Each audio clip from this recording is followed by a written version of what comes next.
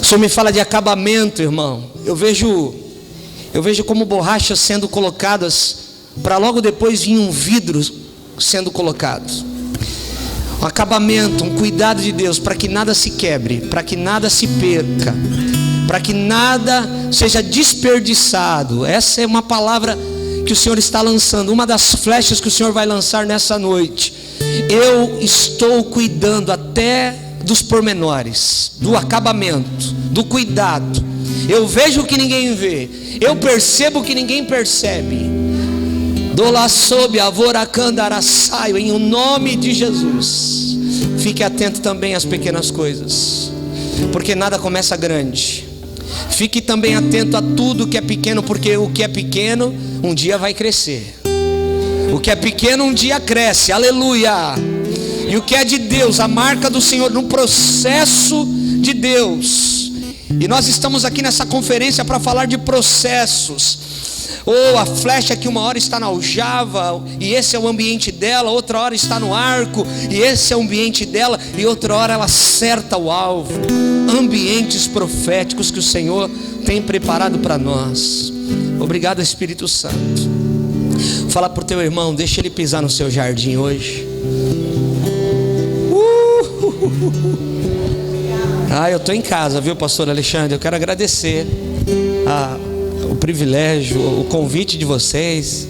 Teve um irmão ali que fez uma fofoca santa. Falou, pastor, teve uma hora que o senhor ligou para o pastor Alexandre esses dias. Falou, ai meu Deus, agora será que ele vai desmarcar? Mas não era, a notícia era boa. É para você descer para abençoar a gente também lá. E a pastora já vai receber um convite para ministrar para as mulheres também, lá da nossa igreja. Nós somos de Bertioga, estamos lá também lutando com a obra do Senhor. Tem um povo aqui, eu já falei, outro dia eu vim pregar numa igreja. Tem um sobrenome que é muito conhecido aqui em Mogi, que é o Zodaira. Os Odairas vão dominar o mundo. E tem Odaira aqui hoje também, ó. Que é uma família também que tem em Bertioga, que congregam conosco. Tem aqui o pessoal lá da nossa igreja. Deus abençoe Canelas, em nome de Jesus. Irmãos, eu quero dizer algo. Desde quando eu entrei aqui, falando sobre o tema de Isaías 49:2, né, que nós somos flechas. O Senhor, Ele nos conduz. É o Senhor quem controla a nossa vida. É o Senhor que organiza todas as coisas. E isso custa para a gente entender, porque muitas vezes nós não precisamos de milagre. O que nós precisamos é de processos. Então, para não dizer que eu não abri a Bíblia, abre a Bíblia lá em Isaías 49, verso 2. Eu quero ler o texto tema dessa conferência com você. Diz assim, Isaías 49, versículo 2: fez a minha boca como uma espada aguda, na sombra da sua mão me escondeu, fez-me como uma flecha polida e me guardou na sua aljava. Repita comigo: e me guardou na sua aljava. Às vezes o que nós precisamos não é de milagre, o que nós precisamos é de processos. Uma uva se tornar vinho é processo, não é milagre. Você entregar um currículo e de repente ser chamado para aquele emprego não é milagre, é processo. Então a gente começa a ver e entender a nossa vida, que muitas vezes as nossas orações elas estão equivocadas, porque a gente pede milagre para tudo. Deus faz um milagre, abre a porta de emprego, mas Deus está falando o que? Filho, isso é processo. Faz o currículo, preenche tudo, acorda cedo, vai na empresa, bate lá, entrega o papel, faz a sua parte. E por conta do processo, eu estou no meio do processo com você. E por conta desse processo que você está fazendo a sua parte, as portas vão se abrir. Então muitas vezes não é milagre que nós precisamos, muitas vezes é processo. E processos doem. Por isso a gente não quer enfrentar alguns processos, porque crescer dói. E processos que fazem a gente crescer são dolorosos. Quando eu e você conquistarmos alguma coisa na nossa vida e a gente desfrutar daquilo, aquilo não vai fazer você e eu crescermos, sabia disso? O dia que você está passeando no shopping, gastando dinheiro, o salário, abençoado que você tem, aquilo, você não está crescendo com aquilo, você está desfrutando de algo que Deus te deu. Mas quando a gente cresce, quando o telefone não toca, quando a má notícia chega e a gente precisa administrar uma situação difícil, quando aquilo que a gente quer tanto que aconteça não acontece, processos que nós passamos que fazem a gente amadurecer, que fazem a gente crescer. Eu não cresço, e olha, a maioria das vezes, olha aqui para mim, quando nós usamos a Bíblia Sagrada, quando nós usamos o Evangelho, quando nós usamos a palavra que o pastor prega aqui nessa igreja, quando nós estamos diante de um desafio e nós precisamos andar pela fé, a hora que você não está vendo nada e Deus está falando vai, a hora que você não tem, você de ossos sequíssimos e Deus está falando, profetiza, filho, não é comigo, é com você. Você está olhando para mim e fala, Deus muda essa situação, Deus muda esse negócio, e Deus está olhando para mim e para você, está dizendo, eu te dei uma autoridade, você é meu na terra. Quando Jesus anda em Mogi das Cruzes, quando você anda em Mogi das Cruzes, uau!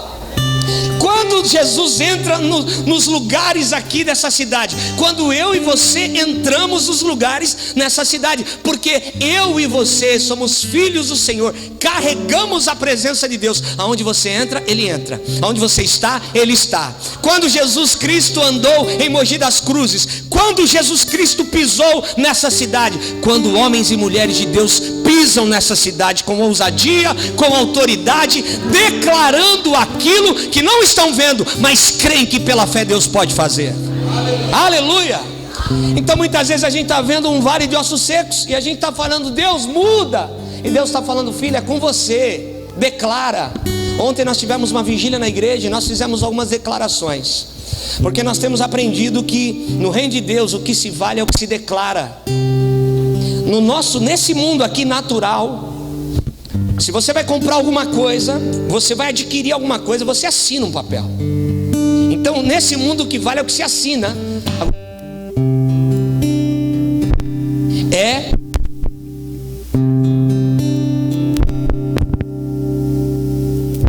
ter que andar pela fé. Você não vai sentir, mas você vai ter que andar pela fé. Você vai ter que ter algumas ações pela fé.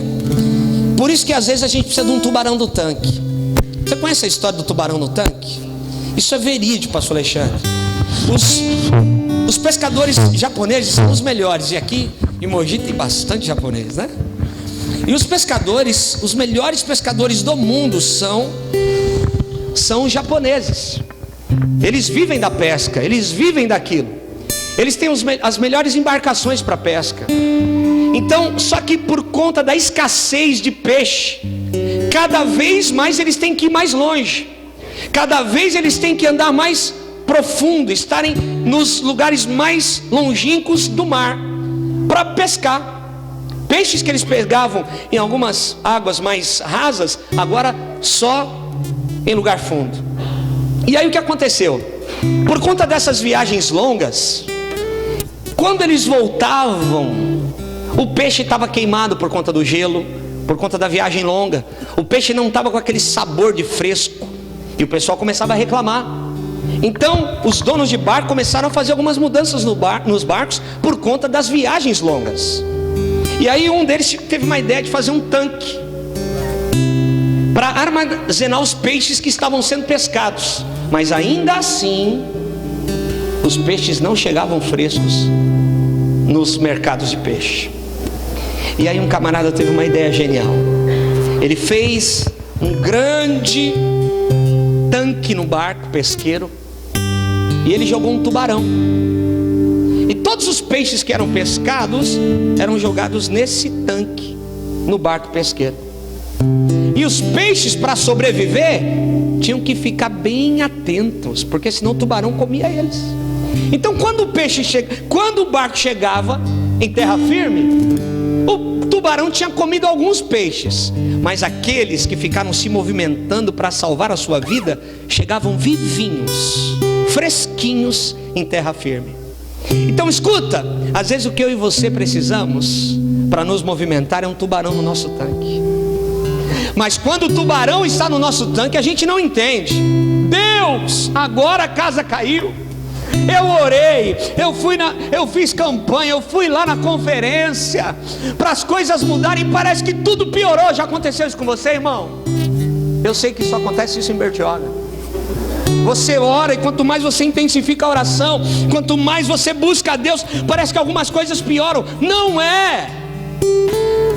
Não estão piorando, estão entrando no lugar, porque algumas coisas, para que você atinja o propósito de Deus, vão ter que piorar para saírem da sua vida. Outras coisas eu vou ter que perder para me movimentar, para eu ter aquilo que eu não estava tendo naquele momento. Então escute uma coisa: o tubarão no nosso tanque é necessário para que a gente se movimente para o propósito de Deus. É que nem a vaquinha que foi pro brejo.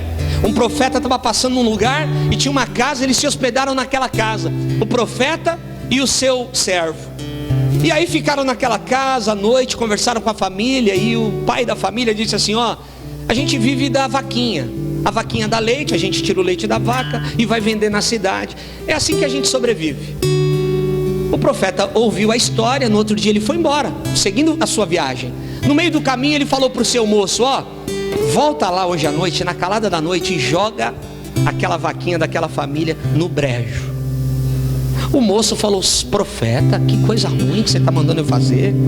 Processos, eu estou falando de processos. Porque às vezes a gente está perdendo, irmão, e a gente não está entendendo o que Deus está querendo fazer. Às vezes as coisas não acontecem e a gente não entende o que Deus está querendo fazer. Escute, tem muita gente dando certo, mas não está sendo aprovada por Deus. E aí, quando as coisas não estão dando certo na nossa vida, a gente pensa que está sendo desaprovado por Deus. Quem disse isso? Isso não é bíblico. Vai falar isso para Jó, perdendo tudo, e Deus olhando para ele e fala: uau, Jó, eu estou orgulhoso de você porque você é alguém fiel. Agora Moisés foi lá, Deus falou: não, fala com a rocha que vai sair água. E ele feriu a rocha, saiu água. Resultados não nos aprovam, e a falta deles não nos reprovam também. Tem alguém me entendendo aqui nessa noite?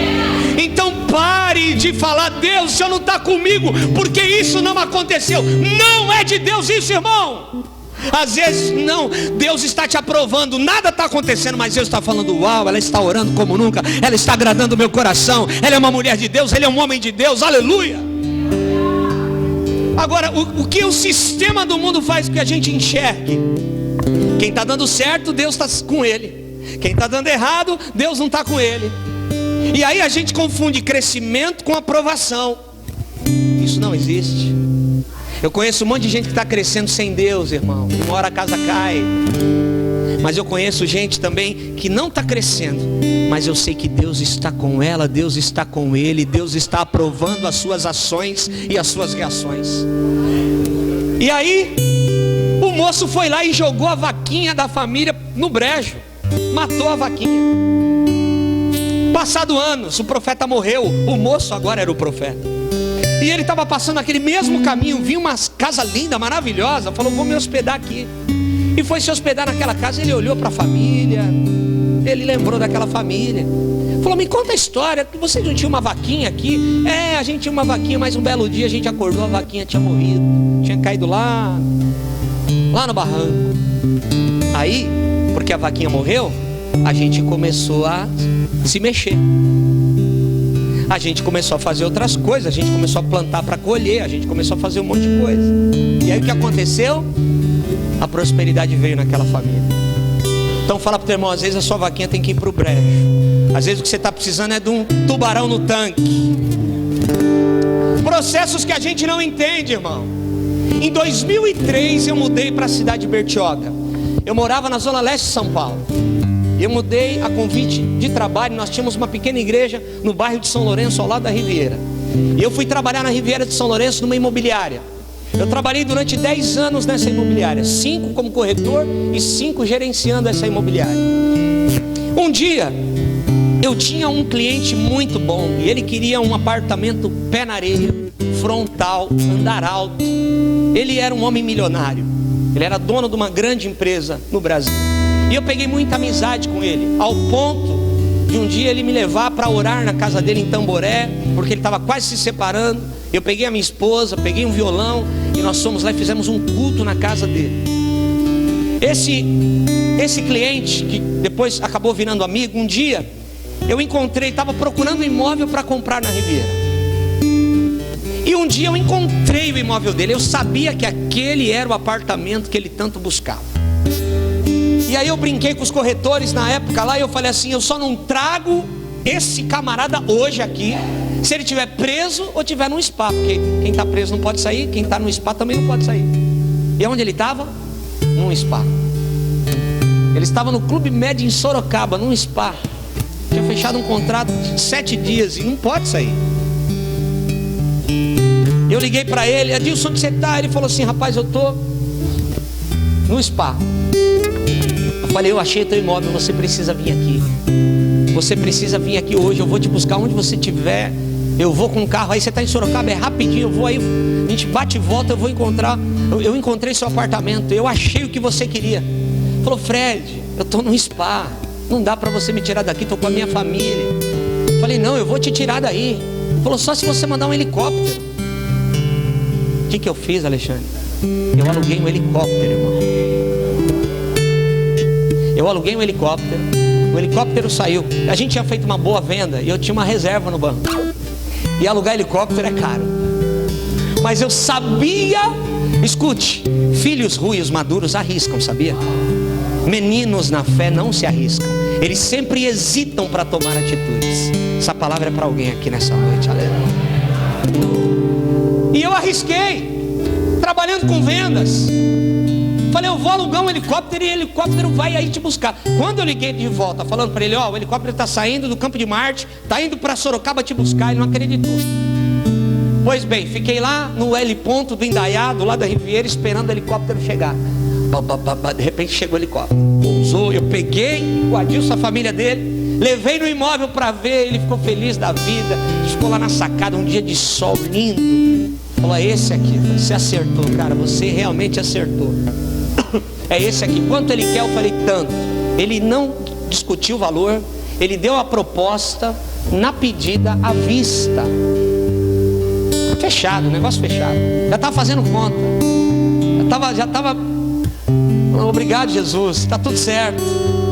Aí o telefone tocou, era um rapaz que estava na China, que trabalha para ele, começou a conversar, e ele ficou conversando com um rapaz na sacada do prédio, assim, olhando para o marzão, assim. Eu falei: ah, uau, agora ele compra mesmo. Ele gostou, a família gostou. Peguei a proposta e fui passar para o proprietário. O que aconteceu? O proprietário tinha desistido de vender o imóvel. Meu Deus, que investimento jogado fora, Senhor. Escute, eu estou falando de processos. Porque às vezes você investiu em algo e pensa que perdeu dinheiro, mas aquilo se tornou um memorial diante de Deus. E Deus falando para você: você não vai perder, você vai ganhar. Que dinheirama jogado fora, Senhor. Eu aluguei um helicóptero para trazer esse homem, nem ele acreditou. Falou: Fred, eu não acredito. Ele ficou chateado, ele ficou aborrecido. O que aconteceu, irmão? Eu achei que eu tinha perdido, e naquele momento eu perdi. Só que eu tinha que trabalhar, e ainda mais agora, para recuperar o dinheiro que eu tinha perdido alugando aquele helicóptero, abençoado helicóptero. E trabalhei. E o que aconteceu? Depois de 2 meses, o meu telefone tocou, era o sócio desse meu cliente. E para resumir a história, eu acabei vendendo 2 apartamentos. Um pouco abaixo do valor daquele e outro acima do valor daquele, para o sócio desse cliente. Na hora que aquele proprietário disse para mim: eu tirei de venda, a família não quer mais vender, eu fiquei tão aborrecido, tão entristecido. E a gente começa a questionar, a gente começa a falar: por quê? Eu arrisquei, eu acreditava, Senhor, que o Senhor estava nesse negócio, e o negócio não foi para frente. Na hora o Espírito Santo falou para mim assim: ei, você não perdeu, a história não terminou. Eu quero liberar uma palavra nessa noite aqui de conferência. Eu quero liberar uma palavra para você, que no meio desse processo você não vai perder, você vai ganhar. no meio desse processo, talvez você não esteja conseguindo enxergar o Senhor, mas Ele está aí com você no meio desse processo. Aleluia!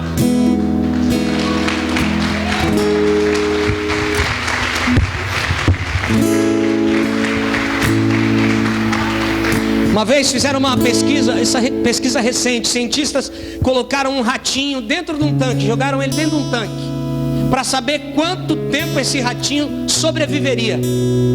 E depois de 39 minutos, esse ratinho lá, nadando, ele morreu. E agora os cientistas pegam um segundo ratinho e jogam esse ratinho no tanque. E quando ia dar 39 minutos, porque eles já tinham a referência de quanto tempo o ratinho ficava lá, quando ia dar 39 minutos, eles tiraram o ratinho sobreviveu. Eles pegaram esse mesmo ratinho no outro dia e jogaram esse ratinho no tanque. E agora, esse ratinho ficou nadando por 6 horas. Por quê? Porque a esperança da salvação nos faz chegar mais longe. A esperança de que Ele vem. Ah, meu Deus do céu. A esperança que alguém vai nos salvar, que Ele vem para nos buscar. A esperança que eu tenho em Jesus é o que vai fazer eu alcançar alguns lugares. É o que vai fazer a minha flecha alcançar o alvo. Aleluia! Você e eu não temos nada, irmão. Nós só temos uma palavra. E é essa palavra que vai fazer você acertar o alvo. É essa palavra que vai fazer um dia você sair da aljava, um dia ser colocado no arco, pensa que vai para frente, mas ainda ele te recua para ele, e ainda você acerta o alvo. Escute uma coisa, existem processos que eu e você não podemos desperdiçar, mesmo aqueles que nós não queremos passar, porque Deus nos ensina em todos eles. Deus nos ensina em todos esses processos. Existia uma tribo, uma das pequenas tribos de Israel, a tribo de Issacar. Eles tinham um dom, uma habilidade espiritual, que era a habilidade de discernir os tempos. E eu e você precisamos discernir o tempo. É tempo de aljava, é tempo de arco, é tempo de estar no alvo. Qual é o tempo? O que eu preciso passar para chegar no propósito de Deus? O que precisa acontecer na minha vida? Eles tinham a habilidade de perceber quando algo começava e quando algo terminava. Eles tinham a habilidade de perceber quando algo estava começando a transicionar para o novo. Eu não falo isso em todo lugar, mas eu quero liberar uma palavra aqui, pastores. Pastora, vocês estão no momento de transição. E momentos de transição deixam a gente preocupado. Momentos de transição deixam a gente com medo. Todo transicionamento, toda vez que uma igreja está transicionando, a gente fica preocupado. Será? Vamos, fica, vai, fala, fica quieto. Como é que é? Esse é o momento de transição que vocês estão vivendo. Mas esse momento de transição é um momento de transição para o avanço. Algumas coisas a gente recua, mas é para chegar mais longe. Quando você está na beira de um barranco, você que foi menino, eu fui menino da Zona Leste, irmão. A gente pulava barranco, empinava pipa, jogava bolinha, ô tempo bom, aleluia. Ia de Monarque, Barra Forte, andar que chutão lá jogando bola, oh coisa boa. Os meninos, a geração dos mileniais hoje não sabe o que é isso. A geração dos mileniais é a geração que já nasce com o celular na mão. Tem criança lá na igreja de 1 ano e meio que já muda a tela para o celular funcionar do pai. Coisa incrível. A geração dos mileniais não sujou o pé de barro, não tinha vergão de sujeira. E a mãe gritando na rua, porque não tinha celular na época, né? Vem tomar banho para você ir para a escola, menino. Meu Deus. Mãe, eu já vou. Tá acabando aqui. A gente jogando bola na rua, arrancando o tampão do dedão fora, descalço. Oh, meu Deus do céu. Tempo bom, irmão. É ou não é? Eu nem sei o que eu estava falando mais. A geração dos mileniais. Agora, a gente está transicionando. Então, quando a gente está à beira de um abismo, quando a gente vai pular um barranco, Você não pula daqui para lá, você volta. E aí você pega embalo. Tem gente que precisa voltar para pregar embalo. Você precisa voltar para curar o passado, para poder ativar o futuro e para poder desfrutar de um presente hoje. Que Jesus te encontre hoje, que Jesus te encontre nesse sábado. Ele está aqui falando com você para te ativar e te lançar para o alvo. Aleluia. Não existe, repita comigo, não existe uma colheita no futuro se não houver uma plantação no presente. Aleluia. Os processos nos enriquecem. Você pode perceber, eu não sei se você conhece alguém. O camarada estava pobre, de marré, estava largadão, desempregado. De repente ele vai e aposta na Mega Sena e ele ganha. Ele vira um milionário da noite para o dia. Sabe o que vai acontecer com esse cidadão? Daqui 10 anos ele já não tem nada. E ele está mais pobre do que um dia antes dele apostar na Mega Sena. Por quê? Porque tem coisas, irmãos, que se caírem no meu colo, eu não vou saber lidar com aquilo. Agora aquilo que eu aprendi a construir, que eu vi nascendo, era pequenininho, mas aí o processo, a gente pensou que ia perder, pensou que ia falir, mas de repente Deus abre a porta de escape, a gente fica mais forte, a gente caminha mais um pouco, aquilo que era pequeno agora está crescendo, e aí os processos vão enriquecendo, vão fazendo a gente crescer. É para essas coisas que a gente dá valor. Irmão, tem um monte de igreja aí que é franquia, e aí nasce grande. A igreja abre. Eles não estão preocupados em gerar um povo, eles estão preocupados em arrumar um ponto. Ah, esse ponto é bom para abrir igreja. Quem disse que a gente precisa de ponto? Dovoraçaio. Quem disse que a igreja de Jesus precisa de ponto? Vai falar isso para João Batista, que pregava longe, retirado, não tinha aparência, comia gafanhoto, se vestia com pele de camelo e estava pregando raça de víboras, e a glória de Deus estava ali e as pessoas eram atraídas. Ele não tinha um ponto, mas ele tinha a unção de Deus. Ele não tinha um ponto, mas a glória de Deus estava ali. Ele não tinha um ponto, mas a presença de Deus atraía as pessoas.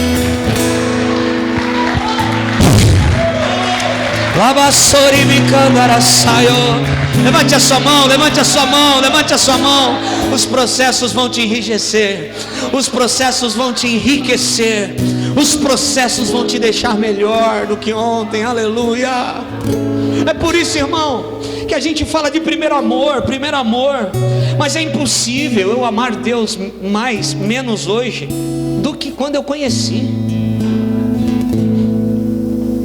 Então eu não posso ficar no primeiro amor, porque hoje eu conheço mais Deus do que ontem, porque certamente entre ontem e hoje Ele já me deu mais experiências com Ele, Ele já falou ainda mais comigo, Ele já se mostrou benevolente, amoroso, zeloso pela minha vida.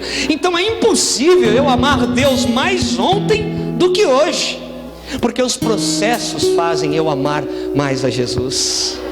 É por isso, irmão, que lá em Gênesis, o texto que eu citei no início, Adão e Eva tinham pecado, e o pecado faz a gente fugir. Aí o camarada peca, ele não vem mais para a igreja, ou ele peca, fica lá no fundão.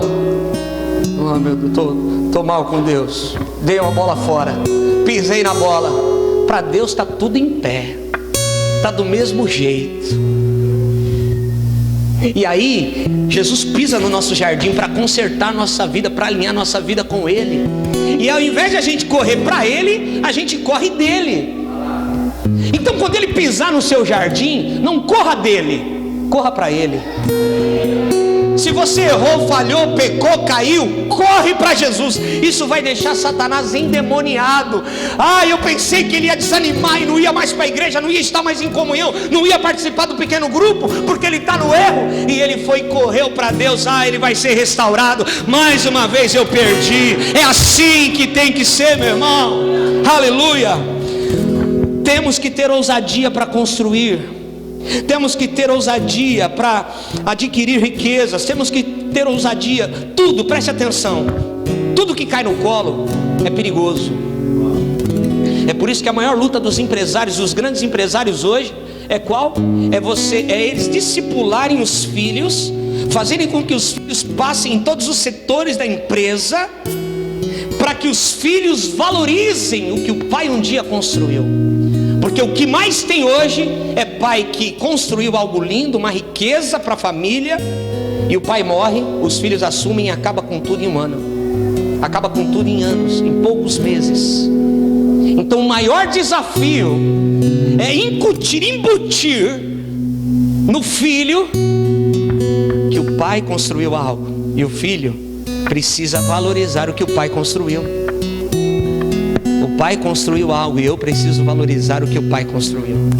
Porque senão eu não valorizo a igreja que eu congrego, eu não valorizo os irmãos que eu tenho comunhão, eu não valorizo a palavra, eu não valorizo as coisas que Deus está fazendo, e o que eu não valorizo eu não terei. Eu só tenho o que eu celebro, o que eu falo, uau. Por isso, irmão, você não é mosca, você e eu não somos mosca, nós somos abelhas. O crente mosca é aquele crente que ele pode estar num jardim lindo, maravilhoso, colorido, cheiroso, mas se ele vê um cocô, é ali que ele vai pousar.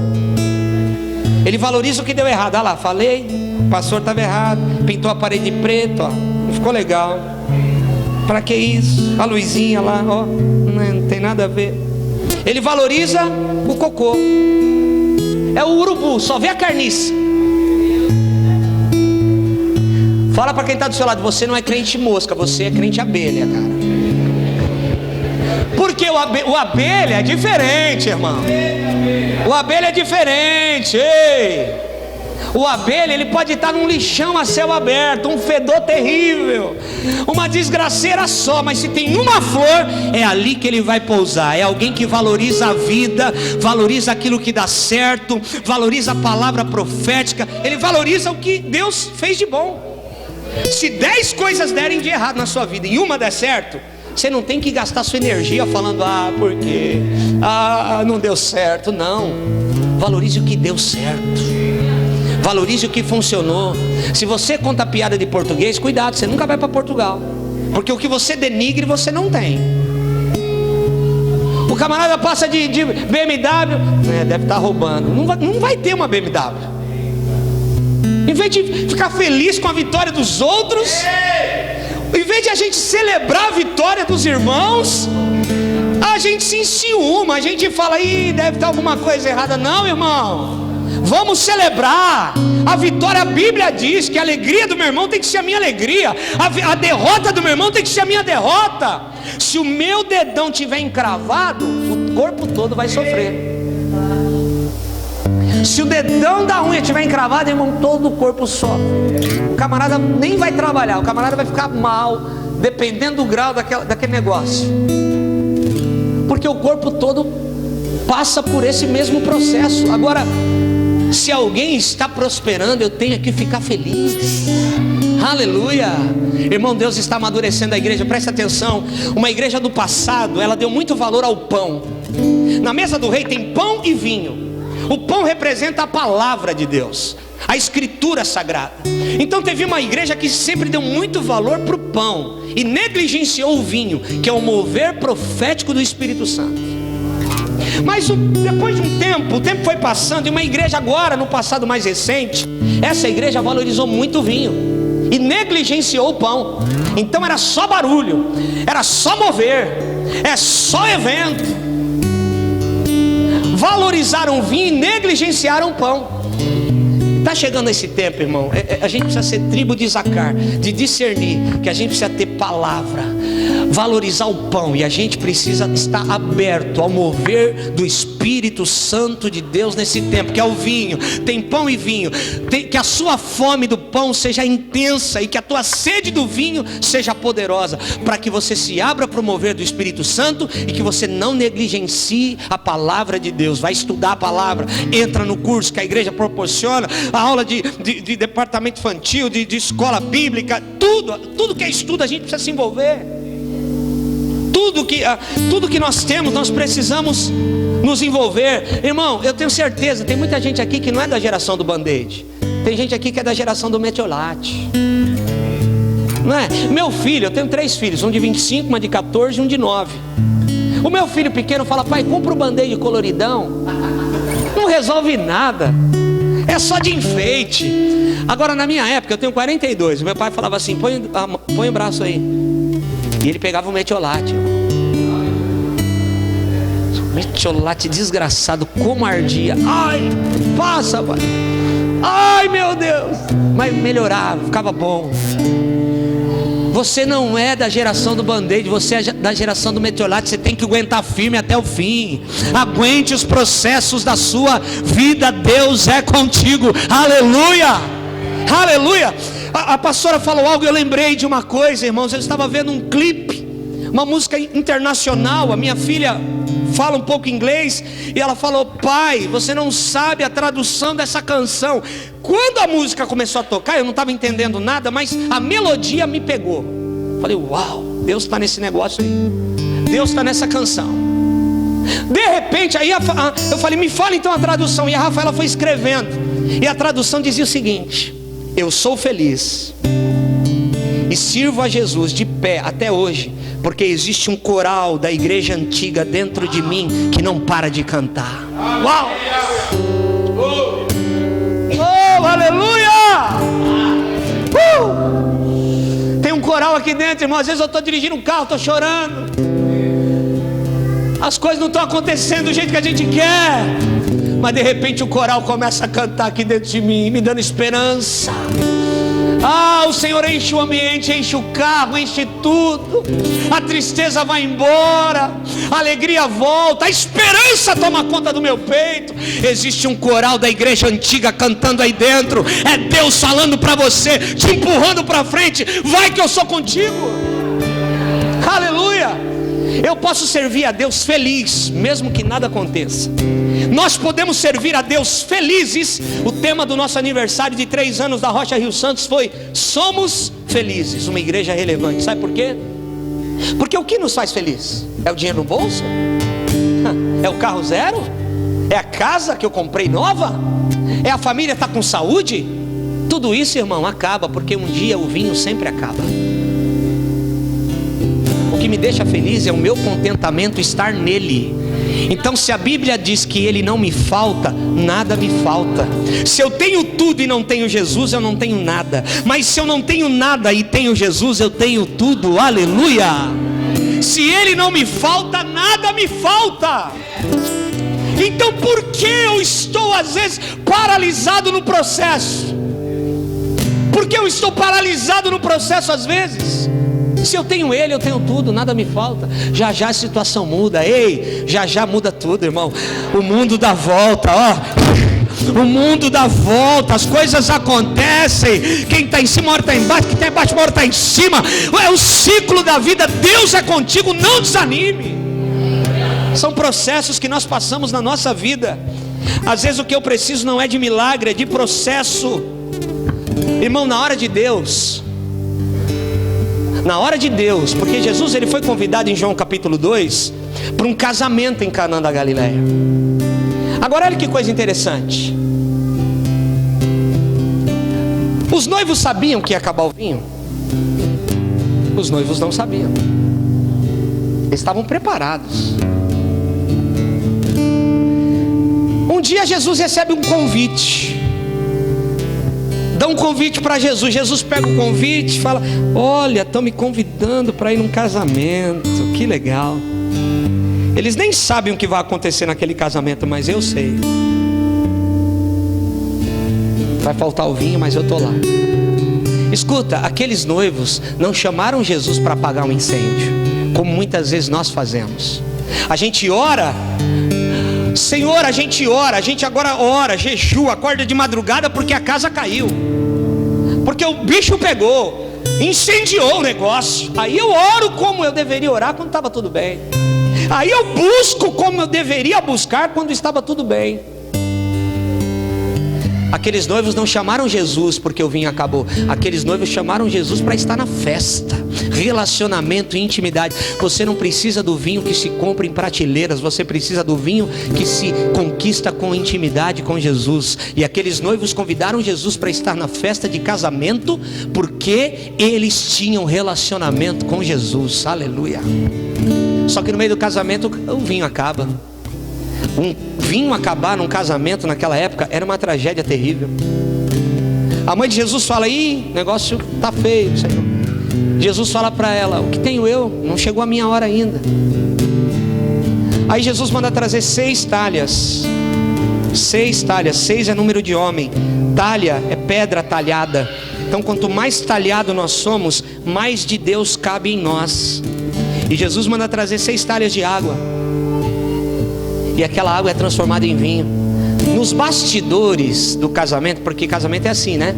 Às vezes o negócio está pegando lá na cozinha, a gente nem sabe, a gente é convidado, está na mesa lá conversando, dando risada. Mas lá atrás, na copa, lá na cozinha, o bicho está pegando. Faltou isso, corre lá, pega tal coisa. Acabou o gás, negócio, tudo. A gente nem sabe, estamos na festa lá se alegrando.